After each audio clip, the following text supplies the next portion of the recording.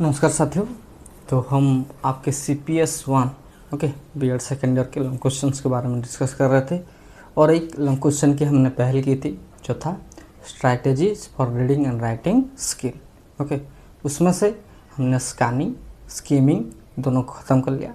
आज हम देखेंगे इन डेप्थ रीडिंग। ओके, इन डेप्थ रीडिंग का मतलब है आप कितनी गहरे भाव से कोई चीज़ को पढ़ रहे हो, याद रख रहे हो, वो सारी चीज़ें इन डेप्थ रीडिंग में आएगी। कोई चीज़ पढ़ने के बाद आपका अंडरस्टैंडिंग कितने दूर तक डेवलप हुआ उसको इन डेप्थ रीडिंग कहा जाता है, आपको पता ही होगा। ओके, अगर आप बहुत ही कोर कॉन्सेप्ट के साथ उसको समझे होंगे तो वो लॉन्ग टाइम तक आपके दिमाग में रिटर्न रहता है। ओके, इसका मतलब क्या, जो जो चीज़ें आपको आपके जहन में कोई भी कॉन्सेप्ट, इसका मतलब क्या है कि आपने उसका इन डेप्थ रीडिंग किया हुआ है।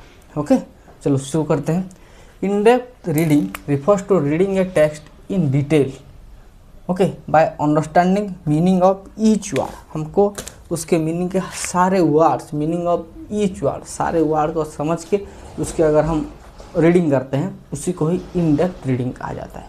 ओके, इसका सबसे बहुत बेहतरीन एग्जाम्पल होगा, देखिए आपने भगवत गीता का श्लोक पढ़ा होगा। ओके, सिर्फ वो 2 लाइन का होता है लेकिन उसका जो अंडरस्टैंडिंग होता है वो 1 पैरा होता है। ओके, हमको अगर हर एक वर्ड को उसको तोड़ के उसको समझना होता है तो that's the in depth reading. कुछ कुछ पोएम्स होते हैं। ओके, हमारे उड़ीसा में जो उड़िया लैंग्वेज में जो जितने पोएम्स हैं, ओके, उन सब को अगर आप पढ़ोगे 2-2 लाइन में बहुत सारे मीनिंग होते हैं। ओके, हमको हर एक लाइन का हर एक वर्ड को अच्छे से तोड़ना होता है, समझना होता है और आगे बढ़ना होता है, उसी को ही बोलते हैं इन डेप्थ रीडिंग। ओके, सिर्फ वो 2 लाइन लिखा रहेगा लेकिन आपको उसका मीनिंग खुद समझना होगा।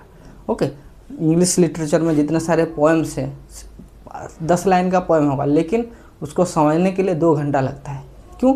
हमको हर एक इन डेप्थ में उसके सारे कॉन्सेप्ट को हम समझते हैं। Okay, that's the thing.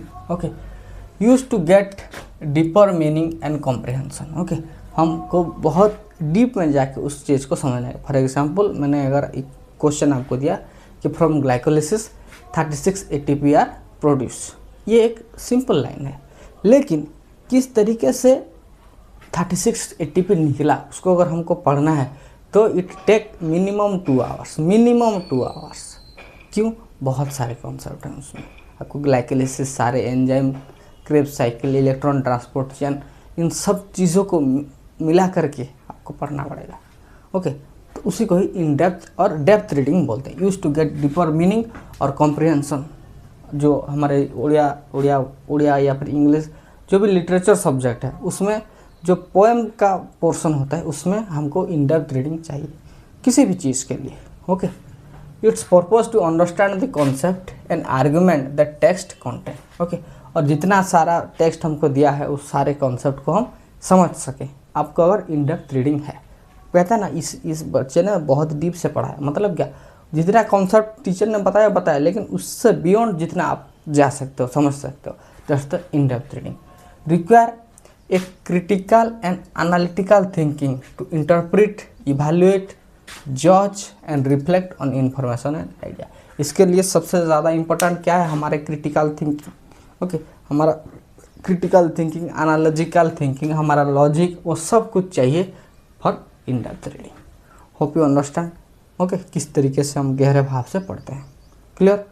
अब हम देखेंगे strategy. 4 strategies are there in depth reading. सबसे पहला है RAP strategy, RAP। R means read the text और पैराग्राफ। सबसे पहले हमको टेक्स्ट या फिर पैराग्राफ को पढ़ना है। A for ask yourself some question about what you have read. जैसे कि हम कोई चीज़ जब याद करते हैं, मान के चलिए जब हम कोई चीज़ क्या हम करते हैं, हम थोड़ा पढ़ लेते हैं और फिर मन ही मन में कुछ क्वेश्चन पूछते हैं, इसका मतलब क्या था, इसका मतलब क्या होगा, इसका आंसर क्या है, वो सारी चीज़ें हम करते हैं। Ask yourself some question about what you have just read. Next, put the answer in your word. और जितना आपने समझा कोई भी कॉन्सेप्ट, आपने एक मान के चलिए आपने एक वीडियो लेक्चर देखा, सुना, समझा, फिर आप खुद ही मन उसको सोचे और अपने वर्ड से, अपने भाषा में उसका आंसर फिर से खुद से लिखने की कोशिश की। ओके, यही होता है RAP स्ट्रेटेजी। ओके, ठीक है। रीड योर द टेक्स्ट और paragraph, ask yourself some question about what you have just read and put the answer in your own word, अपने खुद के भाषा में आप जो जो समझे आप उसको लिख लेंगे। दैट्स द मीनिंग ऑफ क्या, इन डेप्थ रीडिंग। कोई भी कॉन्सेप्ट हो पहले उसको पढ़ो, खुद से सवाल करो, अपने दिमाग में सोचो कि क्या क्या है, और जो जो आपको आता है वो आप लिखते चले जाओ अपने भाषा में। That's the meaning of RAP strategy. Okay, फिर हम और स्ट्रेटेजी पढ़ेंगे, और 3 है, आप इसको अच्छे से लिख लो पहले।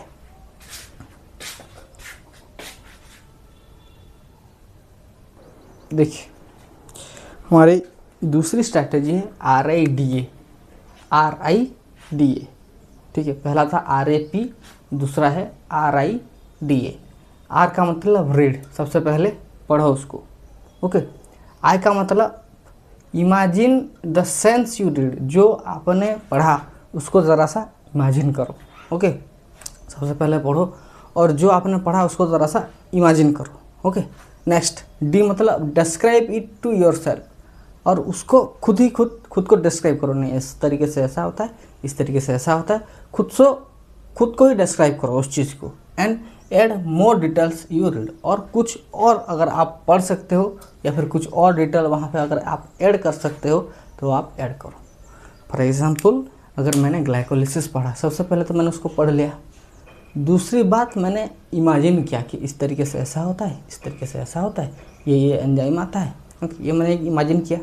उसके बाद फिर से मैं खुद को एक डिस्क्रिप्शन दूंगा कि देखो, पहले इस प्रोसेस को अगर समझना है तो इस तरीके से पढ़ना है, ये को याद रखना है, ये स्टेप्स हैं, ये एंजाइम है, यहाँ पे ATP ऐड होता है, यहाँ पे NADP ऐड होता है। ओके, इस तरीके से ADP निकलता है, इधर NADPH बनता है, ADPDH बनता है, FADH2 बनता है, फिर इलेक्ट्रॉन लेके द प्रोसेस जो भी है। ओके, तो हमको खुद डिस्क्राइब करना है, और अगर मेरे को और कुछ जानना है तो फिर फॉर एग्जांपल ग्लाइकोलिसिस में एक और ऐड होता है राफापोर्ट, किस तरीके से होता है, एंजाइम कहाँ से आता है, वो सारी चीज़ें मैं और चाहता हूँ तो मैं खुद कुछ ऐड कर सकता हूँ। This is the RIDA technique और strategy. Read, imagine the sense you read and describe it to yourself and add more detail you read. Okay, और आपने जितना पढ़ा है कुछ और इन्फॉर्मेशन आप ऐड कर सकते हो उसमें। Okay, next SQ3R strategy. SQ3R। Okay, पहला सर्वे करो, जो पढ़ रहे हो मतलब उसको अच्छी तरीके से सर्वे करो, उसको पढ़ो, उसको याद करो। ओके, सर्वे करो। Next, ask some question. Okay, उसके थोड़ा सा क्वेश्चन सॉल्व करने की कोशिश करो, समझ में आया। और उसके बाद थोड़ा सा आपने सर्वे कर लिया, कुछ क्वेश्चन आपने कर लिए, उसके बाद उसको पढ़ो, रीड करो, रिसाइट करो। रिसाइट मतलब और रिकॉल, रीड, रिकॉल और रिसाइट, और वी कैन से रिव्यू, और रिव्यू करो आपने क्या पढ़ा, किस तरीके से पढ़ा, वो सब चीज़ें। SQ3R, पहला survey, then question, then read, recite, review. Survey, question, read, recite, review. Survey, question, read, recite, review. SQ3R। Okay, सबसे पहला मुझे सर्वे करना है, दूसरी बात questioning, 3 read, 4 recite, and number 5 is review. कोई डिफिकल्ट है नहीं, आपको सिर्फ लिख के जाना है, ये सब स्ट्रैटेजी है। ओके, नेक्स्ट है 5S method. 5S method. Okay, skim, scan, select, slot and summarise. Skim, scan, select, slot and summarise. सबसे पहले स्किमिंग तो हमने पढ़ लिया है अभी। ओके, तो देख लिए, read introduction, summary, first and last sentence of each para. अगर आप चाहते हो तो इसमें और कुछ ऐड भी कर सकते हो क्योंकि हमने पढ़ लिया है। ओके, स्किमिंग का मतलब पहले इंट्रो पढ़ लीजिए, उसका समरी पढ़ लीजिए, first and last sentence for each para. First बहुत जल्दी हमको ये पढ़ना है इसलिए। उसके बाद है क्या, स्कैन, उसको स्कैन करो। सबसे इम्पोर्टेंट क्या चीज़ है, फाइंड द रिक्वायर इन्फॉर्मेशन, जो इन्फॉर्मेशन हमको चाहिए उसको ही फाइंड करो, दैट इज कॉल्ड स्कैनिंग। हमने स्कैनिंग और स्किमिंग दोनों पढ़ा था, समझ में आया।